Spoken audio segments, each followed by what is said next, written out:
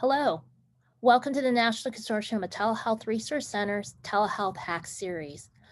Our topic today is Health Professions Training Models Post-COVID-19. My name is May Kwong. I'm the Executive Director at the Center for Connected Health Policy, the National Telehealth Policy Resource Center. Next slide, please. Please note any information you provided through registration will not be sold or utilized in any way. Next slide, please.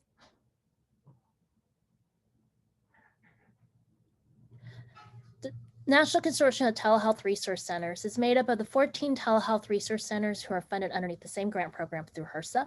There are 12 regional resource centers that cover specific states and 2 national centers, one that cover policy and one that covers technology. All 14 telehealth resource centers work collaboratively together on joint projects to ensure consistency and use of resources effectively and efficiently. Next slide, please. For those of you who are familiar with the hacks, you may have attended the hacks hosted by ASPR back in the summer of 2020.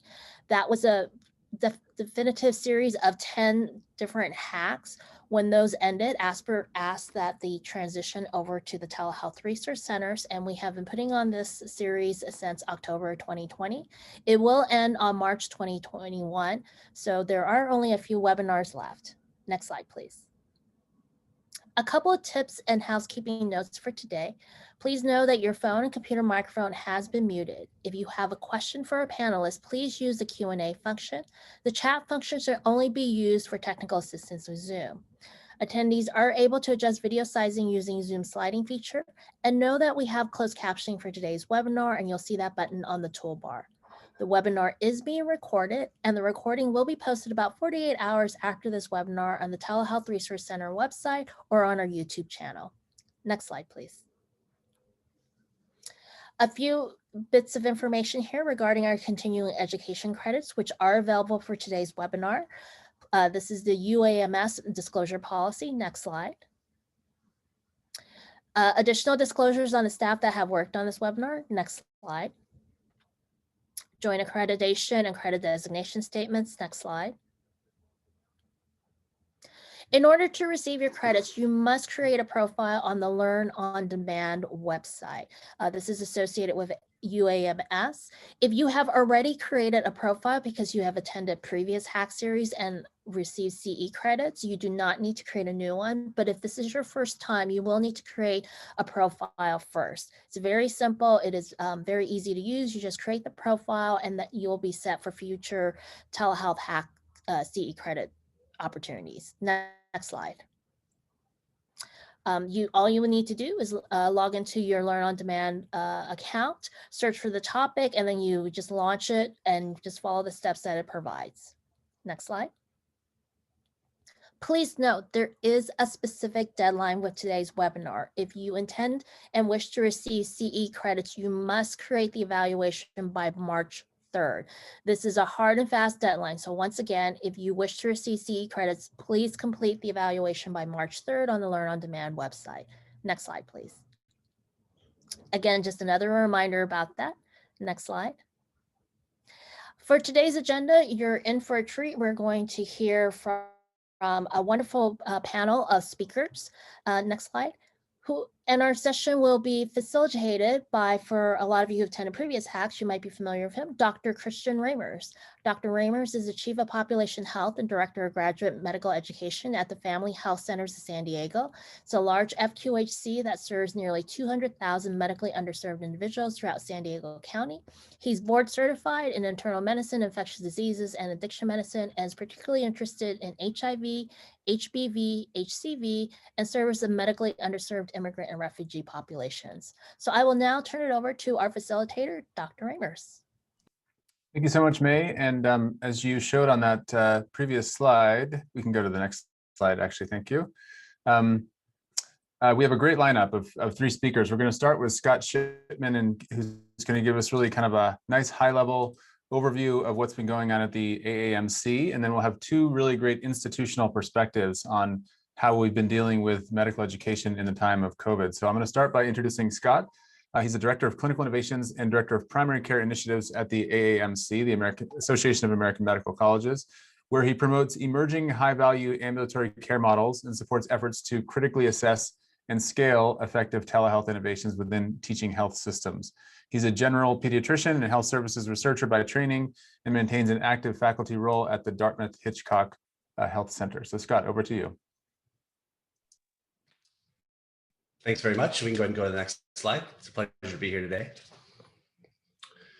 So first, for those who might not be familiar with the AAMC, I just wanted to provide some context for who we represent. Generally, you can think of the AAMC representing institutions rather than individuals.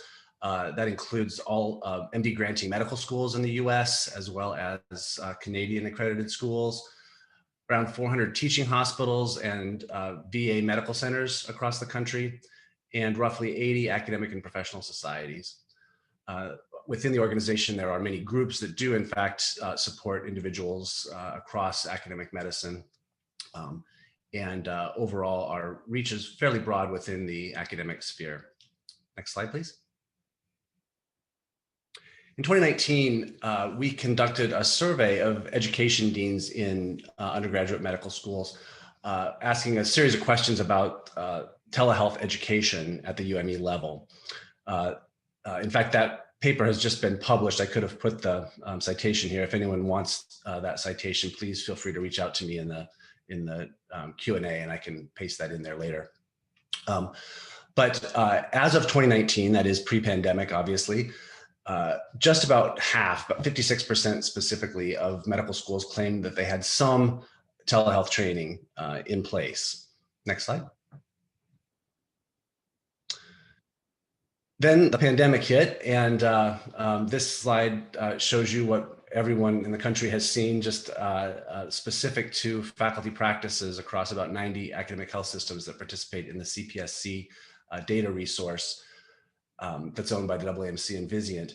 This just shows in blue, in-person visits trended from the beginning of the year on a weekly basis over time, and in green, telehealth visits. And those telehealth visits didn't show up very much at all across these 90 large academic health systems until the pandemic struck. And then, as everyone by this point knows, telehealth visits took over the majority of all visits and have since subsided. This data only goes to the end of June, but I think the key trends you can see. Let's keep going. So with the pandemic, if not for other reasons, telehealth training for the future becomes telehealth training now.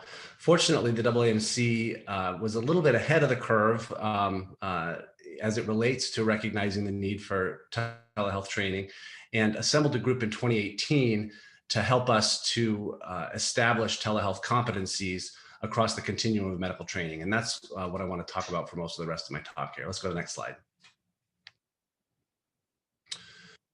This is that aforementioned advisory committee for telehealth for the AAMC, a group that has been very dedicated to working with us and to whom we're very indebted and grateful, including one of our speakers today, Dr. Rheuban.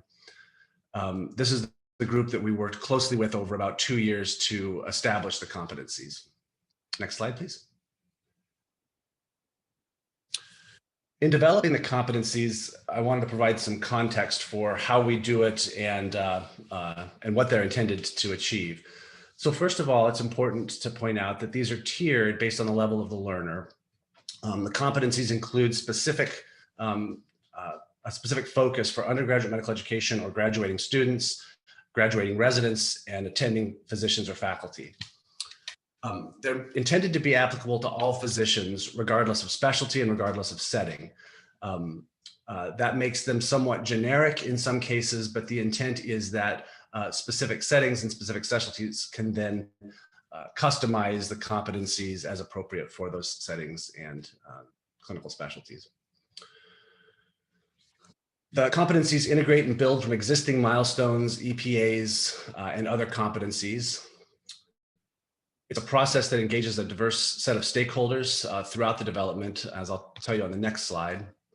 And in the end, they are set up to align with the 6 core competencies set out by Acgme and ABMS.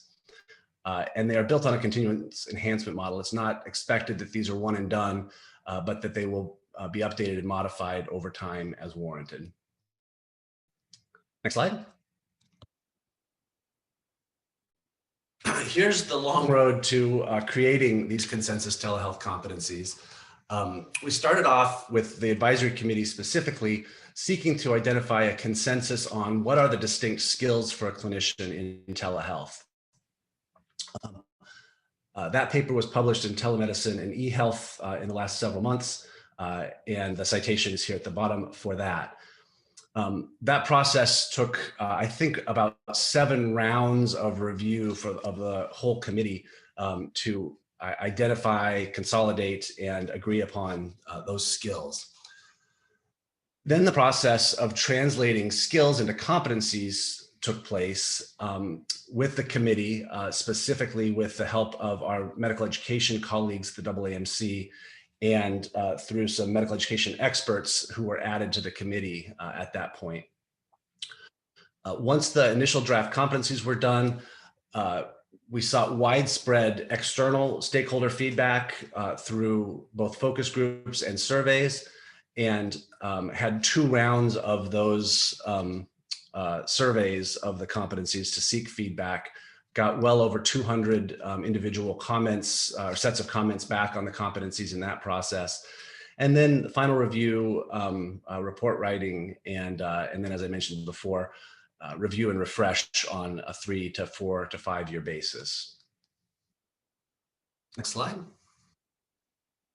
And here, very briefly, are those competencies. There's 6 domains that were identified. I'll read through each of those, and there's an example here for each domain to try to make it a little bit more tangible. So the first one is patient safety and appropriate use of telehealth. The second is data collection and assessment via telehealth. Third, communication via telehealth. Fourth, ethical practices and legal requirements for telehealth. Next, technology for telehealth. And finally, access and equity in telehealth. Go to the next slide. This is what the competencies look like. For each of those domains, there are several competencies that fall under them. And for each competency, there are the 3 different levels across the continuum from UME to GME to faculty that I mentioned earlier. So this is the example of the communication via telehealth domain. Each domain has a definition as shown here. I'll read this one just so you get a feel for what these are like. Specific to telehealth, clinicians will effectively communicate with patients, families, caregivers, and healthcare team members using telehealth modalities. They will also integrate both the transmission and receipt of information with the goal of effective knowledge transfer, professionalism, and understanding within a therapeutic relationship. I won't read each of the 3 derivations of the specific competency on developing effective rapport. But if you look at these carefully, and you can download the full set of competencies as shown below, or just go to Google and type AAMC telehealth competencies, and these will come right up at the top. They are a graduated approach. So the entering residency level is going to be more about seeing, understanding. The residency level is more about doing, and the faculty's level is more about teaching these competencies. Next slide, please. Finally, I just wanted to point out the work that the AAMC is doing beyond the competencies in the next couple of years. Our Telehealth Advisory Committee has grown somewhat in the charge to address the issues shown on this slide. We'll be focusing a fair amount of attention on health equity and the implications of telehealth for health equity. We know that there are both opportunities to improve equity in access to care and in health, and also some risks of creating bigger disparities if we're not careful. On the medical education front, we will continue to disseminate our competencies and also begin to curate and promote curricula that are based on the competencies. We'll also begin work in considering assessment of competence and associated metrics. Policy and advocacy in telehealth is obviously a big subject these days, and will be for the foreseeable future. The AAMC and its government relations and regulatory teams are focused on telehealth at the national level principally. And finally, the role of telehealth in academic health systems is an ongoing priority for us, both thinking about the workforce implications of telehealth, as well as effective clinical integration of telehealth into the workflow and operational plans of academic health systems. So with those, I will take it to the next slide and end my prepared comments, and happy to take any questions now or after the rest of the talks are done. Thanks. Thank you so much, Scott. And to all of our attendees, I would encourage you to use the Q&A button at the bottom. Go ahead and send your questions in, whether they relate to this talk or the other two that are coming. So Scott, it was really interesting to hear you say that you had started working on this in 2018, which I guess is very good planning. You must have known something that none of us did. But I want to ask, did you have to pivot in any way, or was it just really a really nice timing in terms of laying the foundation and moving ahead with this work? Well, we did pivot some of our activities as it related to the competencies. Really, the only change is we accelerated the process somewhat, although the advisory committee might roll their eyes at the notion that it was an accelerated process since they worked on this for 2 years. We did speed the process. There's the link that I included in the slide. There is a pre-publication. We're actually working on the final report of the competencies as we speak. That process just takes some time to go through all of the formatting and reviews internally, but we wanted to make these available as soon as possible. So we did a pre-publication. So subtle changes like that on the competencies. The bigger changes, our secondary work in the last 2-year period with this committee was going to be on helping to promote adoption of telehealth by clinicians and understanding barriers and helping to overcome those in the academic setting, knowing that competencies would only go so far if no clinicians or few clinicians were actually using telehealth. The learners actually have to be able to see it and practice it in the clinical setting. So we were going to work on that. And then the pandemic came, and obviously there was a rapid change in who was doing telehealth or who knew how to do telehealth or was comfortable with it. So that changed considerably. And this work that we're doing now around integration that I mentioned on my last slide is where we're taking that in the future. I noticed that when you had the competency up there, it looked a whole lot like the milestones that I'm used to seeing as a GME director that our clinical competency committee is working on constantly. You mentioned there was some coordination with ACGME as well as with the American Board of Medical Specialties. Could you go over that? Yeah, so to be completely honest, that work is being led by my colleagues in the medical education division of the AAMC. I sit more on the delivery side of academic health system care models. So Dr. Lisa Howley, our Senior Director for External Partnerships, is doing that work with ACGME and ABMS respectively. We are, the goal really is to try to help with the translation of these generic competencies into individual specialty specific GME programs. And the only way to do that effectively is to work in partnership with those who oversee those. Well, on behalf of GME directors out there, I thank you for keeping the format the same as the milestones we're used to seeing. You mentioned that the skills first, which eventually became competencies, were really arrived at by expert consensus. And I think you mentioned an iterative process of 7 drafts, something like that. In the end, those are expert consensus. That's what the experts say. But how are we going to know if these are the right competencies going forward? Yeah, well, I think that work on the competencies and the iteration over the next 3 to 4 years, we will be actively seeking feedback, both qualitatively and quantitatively, to understand where the competencies hit the mark and where they may miss the mark if there are gaps, or as the field changes, as it is so rapidly changing, to be able to adapt to those changes. New modalities, telehealth is unusually dynamic in its speed of change. So I have no doubt that we will need to make modifications. Through the many outreach groups that we have into medical education at the UME and GME levels, particularly, as well as through our Council on Faculty and Academic Societies as mechanisms to sort of keep our finger on the pulse of how the competencies are working and how they're translating into training, will be the primary mechanism for that. We'll also repeat the survey that I mentioned in my early slide to understand what the penetration level has been in medical schools, and we hope to work with specialty societies and review committees on the ACGME side to understand that penetration on the GME level. So I get the impression that telehealth and telemedicine is not going anywhere anytime soon and will be with us for a long time. Is that your impression at AAMC? I think that's definitely the impression. The big question is, in my mind at least, relates to sort of what does sustainable telehealth look like in academic health systems, and how do we ensure that our trainees are meaningfully exposed to it so that they develop a level of comfort that they'll need as they go into practice. One of the questions potentially at the end of the session, if there's time for it, that I'd love to hear from my co-presenters on, has to do with the rapid adoption of telehealth by faculty through the pandemic without necessarily the typical onboarding process that was expected before the pandemic struck, and whether there are mechanisms to understand gaps in quality and mitigate those as we work to get our trainees trained in the appropriate and high quality use of telehealth. Great. We'll put a pin in that and save it for the end if we have time. Thank you so much, Scott, for setting the table, basically from the perspective of the AAMC.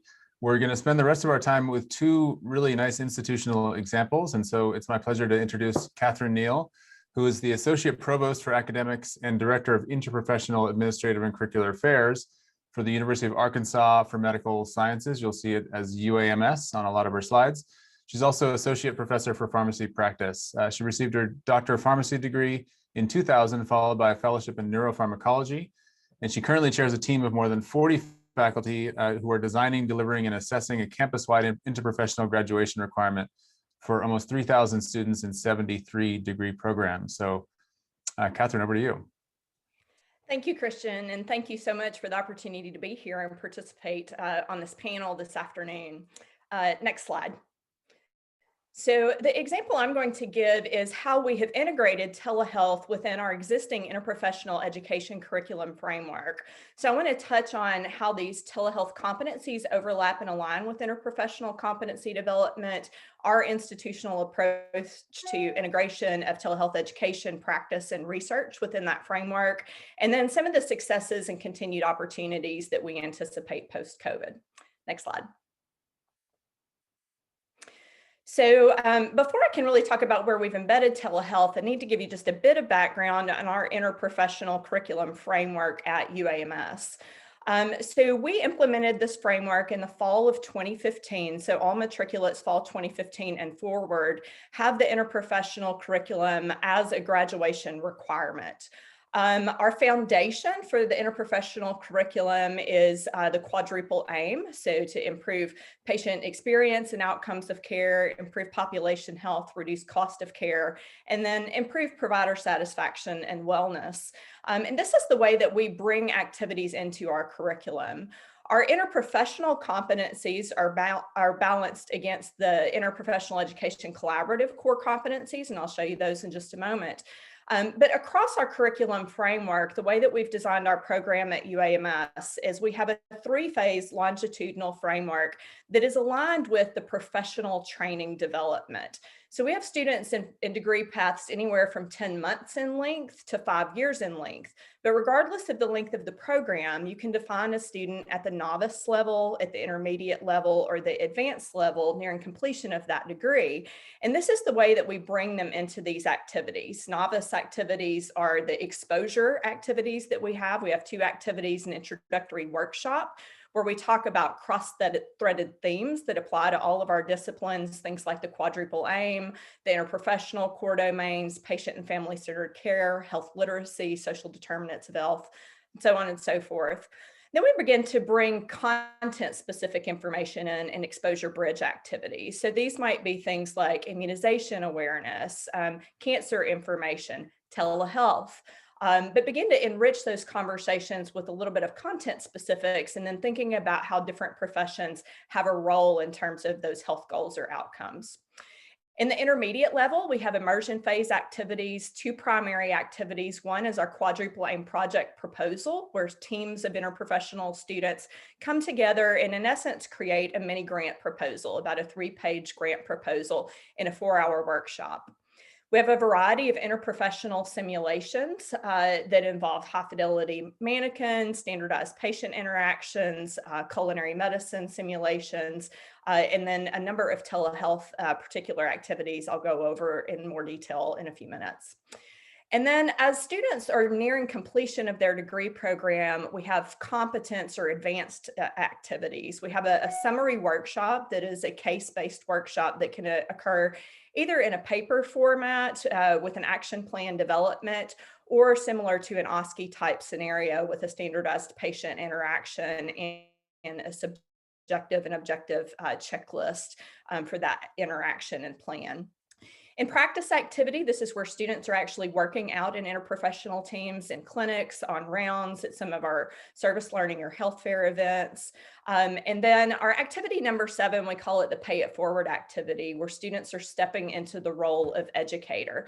So in many instances, they may come back and teach one of the earlier activities to the novice level students, or they're presenting topics or projects that they've developed along the way in their training program. And you're welcome to view this document at our website. There you see ipe.uams.edu. Next slide. So I mentioned our interprofessional learning goals are aligned with the Interprofessional Education Core Collaborative Competency domains. These were updated in 2016.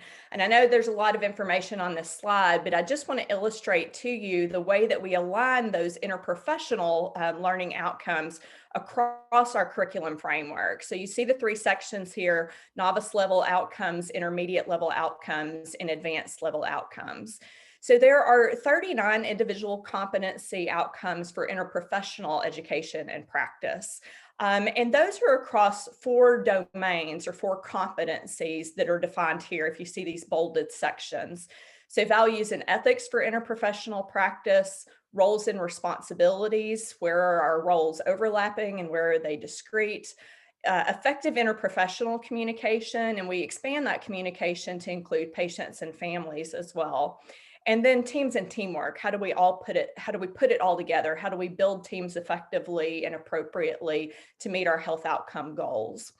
And we are very fortunate that the Indiana University Center for Interprofessional Practice and Education actually, as part of their Teach 2.0 framework, had taken these 39 individual competencies and aligned them across novice, intermediate, and advanced applicability across the professional program. So if you think about the 3-phase framework that I just showed you, this is where students are practicing these IPEC competencies at the respective levels. Next slide. So the work that we're doing at UAMS, and you could go ahead, Aria, and hit that. There you go, thank you. The work we're doing at UAMS now is to take the telehealth competencies that Scott's already discussed from the AAMC and align these across that interprofessional curriculum framework. But one thing I would like to highlight, as Scott mentioned, the first level that AAMC has put out is for those students that have just finished the professional training program and would be entering residency. So the medical school graduates here. So across our framework, what we're currently doing is taking this level, which in our curriculum would fit into the competency level, and then backtracking that to even more developmental skills. So the example I'll show you there, the 3A explains to patients and caregivers the roles and responsibilities of team members in telehealth encounters, regardless of modality. A prior competency to that might be list healthcare providers that may be involved in telehealth visits, or list care provision that could occur in a telehealth encounter and aligns providers with that care need. So this is the way that we backtrack that even a little bit further into those novice and intermediate levels. And the AAMC competencies are what we would have aligned across our interprofessional competence level. Next slide. I wanted to speak for just a minute about the way that we integrate our telehealth curriculum goals and our interprofessional goals at UAMS. So I really kind of think about these in 3 large buckets. UAMS has an overarching strategic plan called Vision 2029 that has specific goals for our Institute for Digital Health Innovation, and particularly things related to telehealth curriculum integration for students and residents. We also have interprofessional education curriculum goals. So these align very nicely in terms of overlapping that content between the academic and clinical training units. We have a collaborative leadership work group composed of myself as the Director of Interprofessional Education, as well as the directors for the Institute for Digital Health Innovation, in terms of what are our goals for overlapping, and then what are projects that we identify for practice, how we can integrate students in that practice, and then research opportunities. And so that third bucket I really highlight here is the IPE directors, myself, and then our director of faculty development are actually included in a couple of HRSA telehealth grants, one with our regional programs office that's really about telehealth expansion to rural areas in the state of Arkansas. And then we also have a COVID expansion grant currently working on a telehealth evaluation tool as well with Dr. Hari Eswaran. And I'll highlight here in the middle, COVID really has been a huge driver for moving this forward. These were goals for 2029, but the strides that we've made just this last year in terms of what we've had to do in response to the pandemic has really driven innovation probably at a faster pace than what we could have accomplished in 10 years just with the drive from COVID. Next slide. So I wanted to give just a couple of examples here of areas where we're integrating telehealth. And Aria, you can go ahead and click again there. Thank you. So I've showed you these 7 core activities and where we currently are incorporating telehealth across this framework you see here in red. We're building an exposure bridge activity that we'll be piloting this fall that's really about definitions for telehealth, who uses telehealth, what are modalities for telehealth. We've conducted a number of the Quadrupline project proposals. I'll give you a bit more detail on that, as well as simulations. And then we're drafting a competence workshop right now in which students will complete a couple of telehealth encounters. And then our goal is to use the telehealth evaluation tool that we are developing as a part of this grant that does a sentiment analysis to really evaluate that recorded session and the effectiveness of that telehealth visit. And then in our practice activity, we do have students involved in a number of telehealth encounters in both inpatient and outpatient ambulatory settings. Next slide.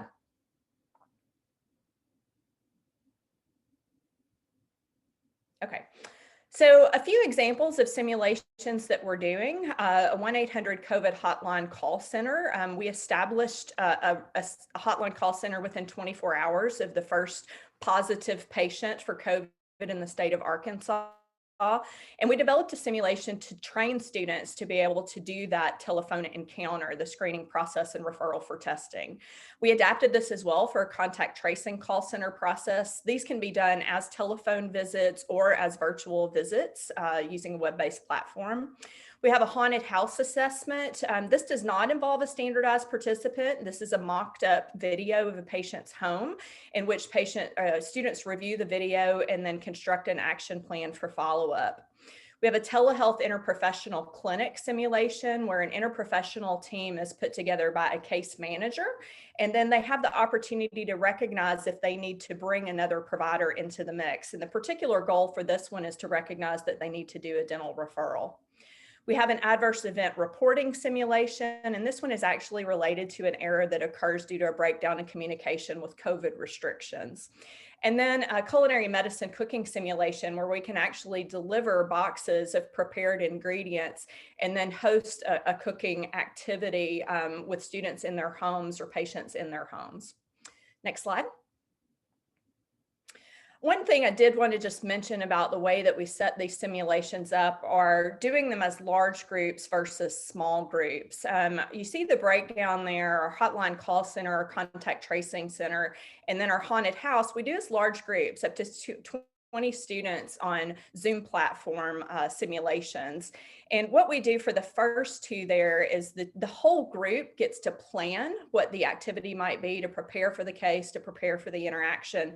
Then we ask for a volunteer to actually do the telehealth encounter, and the other students revert to what we call a directed observer role, where they're filling out a checklist in terms of the encounter itself and giving feedback.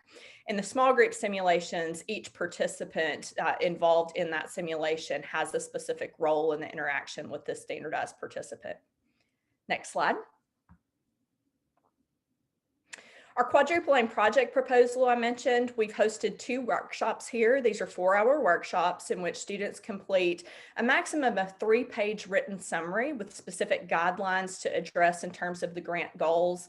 They present that at the end of the workshop to peers that are working on similar topics, as well as faculty facilitators. Then they complete a peer evaluation and faculty give them feedback. We've had 20 teams present these proposals, and the telehealth focus here is, what is a health topic for education or counseling that could be delivered via telehealth? How would you add a service or a professional role with a telehealth visit? And then how would you construct a telehealth collaborative team? So really working at keeping that good interprofessional collaborative team process, and not just reverting to patient-provider encounters and losing interprofessional collaborative process. Next slide. For practice activities, as I mentioned, we had set up the hotline call center and the contact tracing center. So we do have students that participate in those activities as part of their clinical activities. We also have students participating in telehealth visits, particularly to assist with some of the screenings that we do for all of our patients, social determinants of health screenings and access to services when needs are identified, health literacy screening, tobacco screening, and other ones that many times are occurring before the primary care provider visit begins. We have students included in interprofessional team rounds, particularly with some of the COVID restrictions with PPE availability. The only way that we can get them integrated sometimes is with a telehealth inclusion into that structure. And then a number of interprofessional student-run clinics are completing telehealth virtual visits as well. So I would just say, for challenges and plans moving forward, opportunities that we're seeing here, many of the things that we're doing are really with platforms such as Zoom, and they're not fully integrated with the health system documentation. So we're looking at how we might be able to do that, which system to use, how to integrate with the health record, how to have mocked up systems so that students can participate in that before they go into the training sites, but also thinking about what are the right ones to do. Because if you've seen one telehealth delivery platform, you've seen one telehealth delivery platform. So sometimes it may need to be that just-in-time training or practice versus really saying this is the system that we train all students for. We do have tremendous opportunity with emerging business models and practice, particularly related to value-based outcomes. And so, does a telehealth visit have to be a billed visit versus do we build business models to bring other collaborative partners in to try to help improve outcomes for our patients, but it may not be a billing provider that's doing the interaction. And then, of course, revisions post-COVID. A lot of telehealth regulation has changed in the time of COVID, and it remains to be seen what pathways for access may get revised or what those billing pathways may change as we move forward.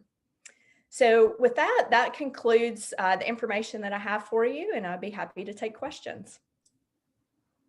All right, great job, Kat, staying in time. Also, a couple of questions that actually are in the Q&A, and Scott has generously ventured some answers, but I want to throw them to you since you had interprofessionality as a really main theme of what you were talking about. So the question from Alan Lee is, what are your thoughts about the interprofessional nature of the competencies to include healthcare teams? And he furthers it to push it towards translators and caregivers and even telepresenters. Absolutely. And that's one of the things that we think is just such a huge opportunity in aligning it with our interprofessional activities. One thing I will say is our philosophy for interprofessional education at UAMS is not IPE as a set of competencies as an endpoint, but we look at IPE as a teaching methodology. And that's why we believe it's so important to integrate it from very early novice exposures moving forward before we really get integrated into our silos, so that as we're learning new content, as we're learning goals for patient outcomes, as we're learning care, we're thinking about everyone that can be recruited into that team to provide that care.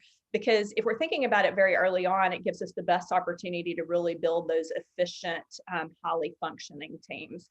So the telehealth competencies do a wonderful job outlining other types of providers that could be called in, when they need to be called in, when we do those transitions in care.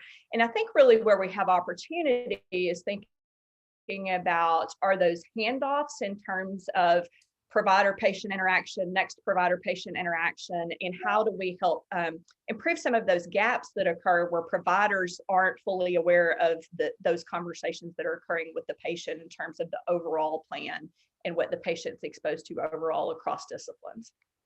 And one follow-up, there's a direct question from Mojdeh Amini about whether these competencies are really flexible enough to be used for healthcare informaticists and other disciplines. Do you think they sort of need their own set of competencies, or if they're flexible enough? If the question is for the interprofessional competencies, I do believe they're absolutely flexible enough. Even with the 2016 revision, it's gone on to clarify these aren't even just healthcare professions. They can be other professions that influence health outcomes. So many times we may be thinking about architecture requirements with building strategies, transportation access systems, medical legal partnerships, of course, are huge. So from a systems level perspective, both for the IPE competencies as well as the telehealth competencies, I do believe that health information systems, informaticists, big data, absolutely play a role across all of these, and we need to be looking at those systems and population level integration.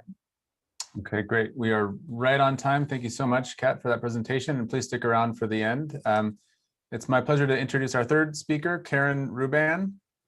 Kathryn is a professor of pediatrics and senior associate dean for CME and external affairs, and co-founder and director of the University of Virginia, or UVA, Center for Telehealth. She serves on the AMA Digital Medicine Payment Advisory Group, the AAMC Working Group on Telehealth, and is past president of the American Telemedicine Association. She's also executive editor of the Journal of Telemedicine and eHealth, and co-editor of the book Understanding Telehealth. Over to you, Kathryn. Thank you. Just can we confirm that you can hear me? You sound great. Okay, perfect. Well, good afternoon or good morning. Well, I guess we're almost out of the morning on the West Coast. It's a pleasure to be here, and I'm very grateful to HRSA for establishing the TRC program, to my colleagues in California and in the Northeast. We are the Mid-Atlantic, home of the Mid-Atlantic Telehealth Resource Center, and I want to give a shout out to Kathy Wibberly, our executive director. So it's a privilege to follow such amazing colleagues as Kat and Scott in particular, as they spoke to the thoughtful and iterative process in the development and implementation of competencies and the pedagogy in terms of training.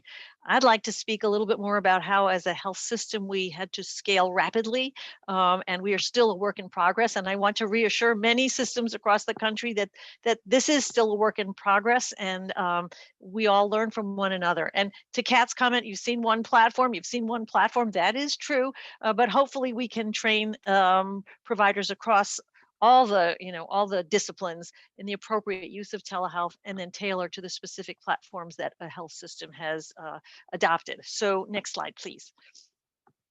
Just a history of UVA telehealth up to COVID-19.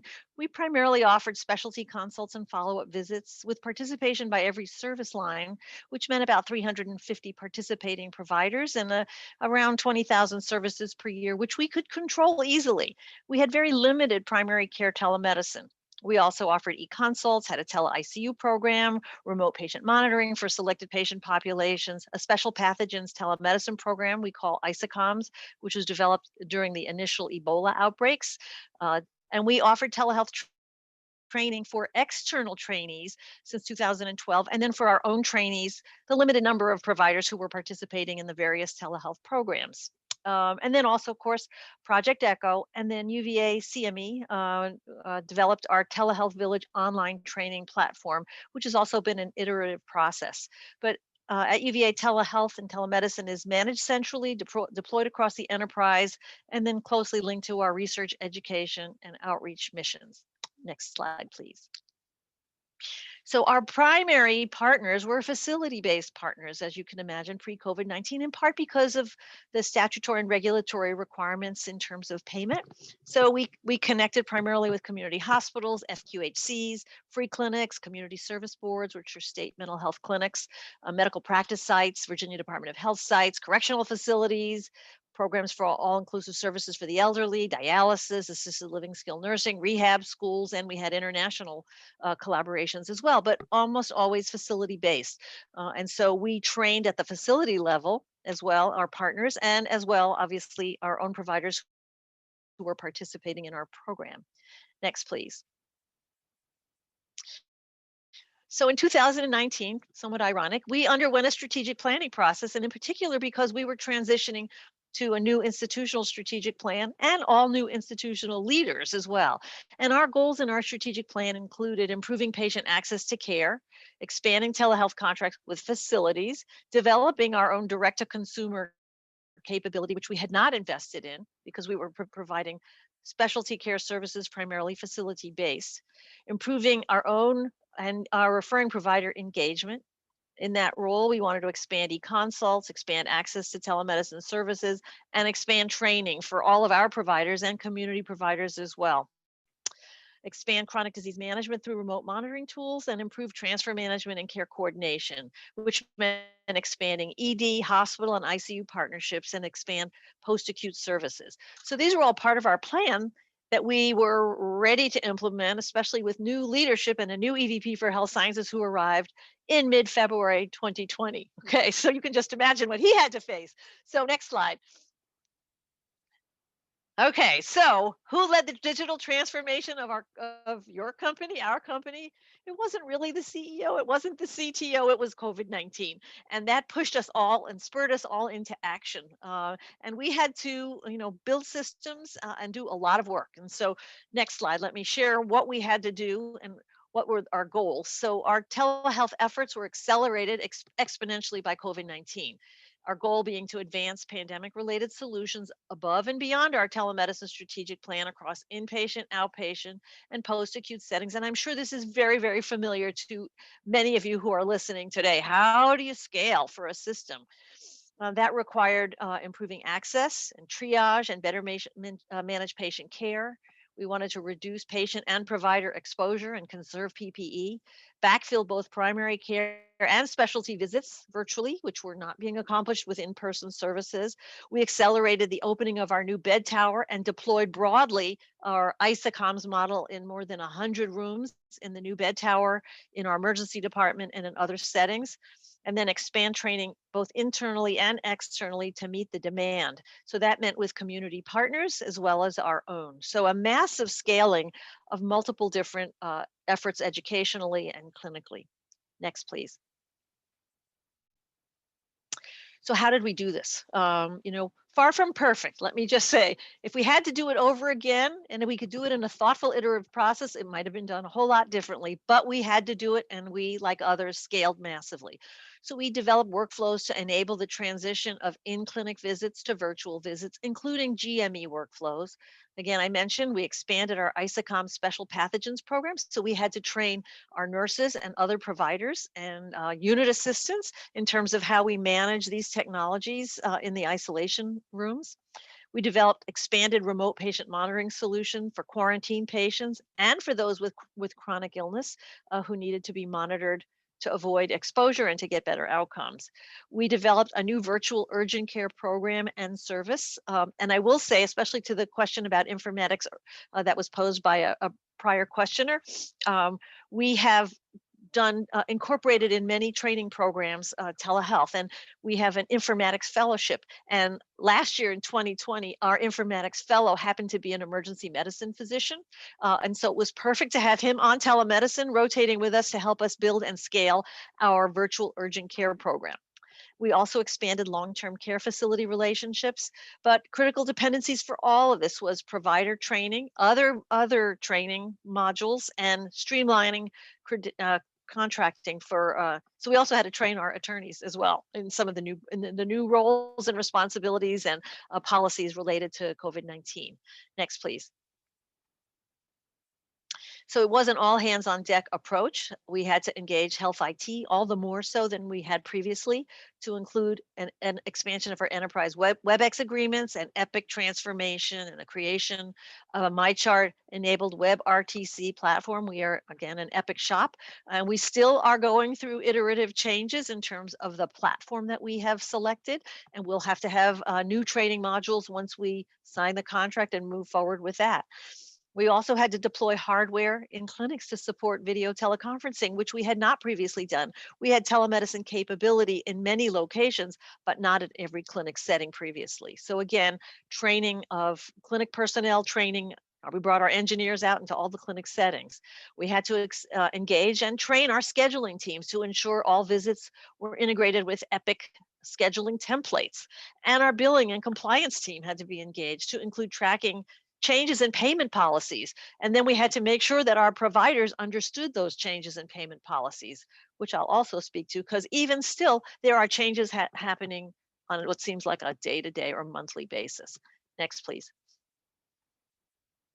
So, training, who, why, what, where, when, and how. So again, why and when, we had to race to scale beginning in March. We had evolving technology platforms, still are doing the same, and rapid deployments. We had to work closely with our colleagues in health IT and create some telemedicine sandboxes in which we can test some of the technologies. And then we had evolving clinical scheduling and billing workflows. Who, all LIPs, our patient access staff, our clinical support staff, both in inpatient and outpatient settings. Our billing and compliance staff had to make a huge effort in terms of training the billing and compliance staff across the service lines and departments. We had to train our leadership so that we could get appropriate investments as a healthcare system. And then we have trained the UME, GME, advanced practice nursing, and other stakeholders. And those would include our biomedical engineering students, our global health scholars. We have student fellows in telemedicine. I mentioned our informatics fellowships. In the previous year, our informatics fellow, we have one per year, did work in e-consults and has scaled that process. We have a new community psychiatry fellowship, and so in that GME platform, we'll be doing more telehealth training. We also have trained or worked with our School of Nursing in general beyond the advanced practice nursing programs, and even the School of Architecture, the School of Engineering, have all been engaged in telehealth and the applicability of telehealth in terms of training across multiple disciplines. Next, please. So what did we train in? Workflows, technologies, how we integrate in our electronic medical record, what are the video solutions that can be applied, because one size does not fit all. How we did primarily asynchronous web-enabled training for interprofessional teams. We incorporated Project Echo for community providers, hands-on training for certain services and for certain partners, but not so practical when you talk about training of patients in the home setting. We trained on peripheral devices as well. We provided tip sheets and our Epic Learning Library, regular communications with our providers, including consent language, smart phrases within the EMR and billing codes. Again, UME, GME, and CME training modules. We developed our web learning platform, which is available to learners across all the disciplines and for external learners as well, the Telehealth Village platform. And then again, a huge amount of work that was done through our Mid-Atlantic Telehealth Resource Center with consultations and robust web services, just like is true for all of the telehealth resource centers. Next, please. So also important, it was mentioned, someone asked the question about quality and performance metrics. We developed a Tableau database that speaks to a number of the elements of what we do. And this is just one of the elements, because we have zip codes of all of our patients that are seen via telehealth. And here's where we were in February 2020, prior to the COVID-19 pandemic. Next slide, please. Our dashboard showed us where we were post COVID-19, and the more concentrated the color is where we have the greatest number of services provided, but you can see we could scale rapidly across the Commonwealth of Virginia. Even if it was imperfect, it was a solution that worked for us. Next, please. So what have we learned? A lot. We didn't want our patients falling off the telehealth cliff. I do believe we will all end up with a right sizing of telehealth broadly across academic medical centers and medical practices. We do know high rates of patient satisfaction, and we do track the Press Ganey scores and the comments that are provided about our telehealth services.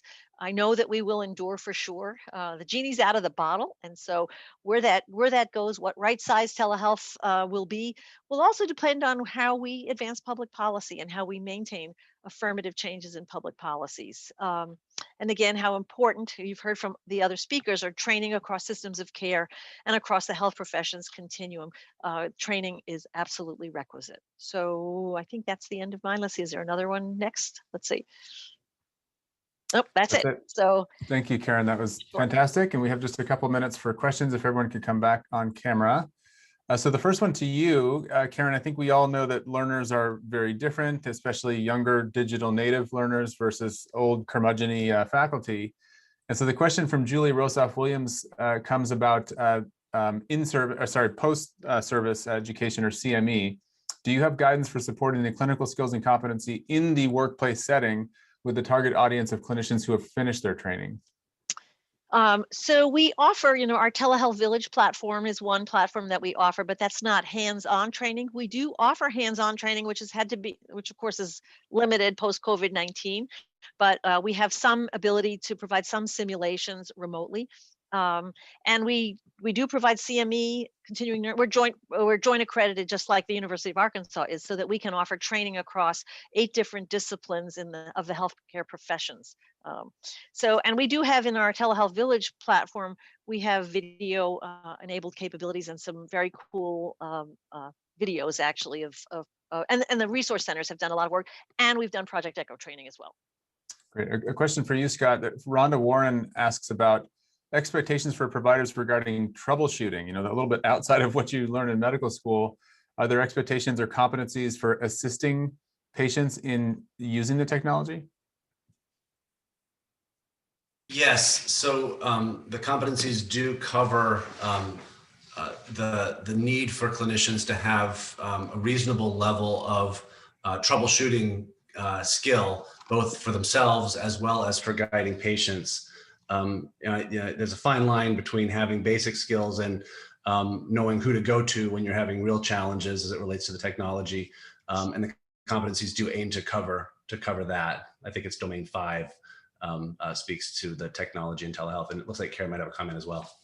Yeah, I think this is critically important. And a lot of our decisions in terms of platforms is, is there help desk support for patients? Can I test my connection? Because we do know, unfortunately, there have been huge disparities that have been laid out in the COVID-19 pandemic with patients who don't have broadband, who don't have technology, where we've had to revert to telephone consults and visits. But that being said, our choices of technology included, one of our requirements was, do you have a help desk for patients? Do you have the ability to test your connection as well?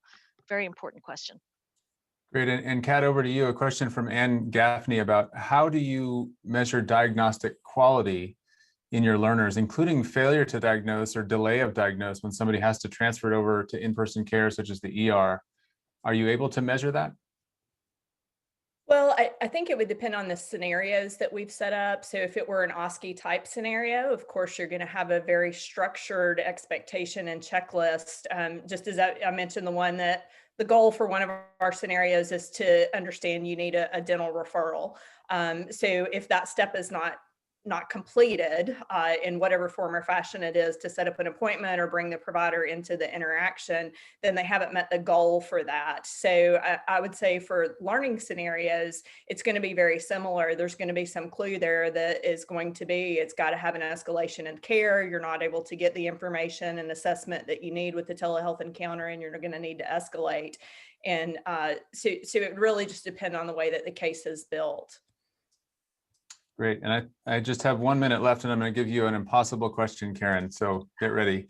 Florence Rothenberg wants to know that really, everybody supports interprofessional education, telemedicine, but systems don't change until billing and reimbursement changes.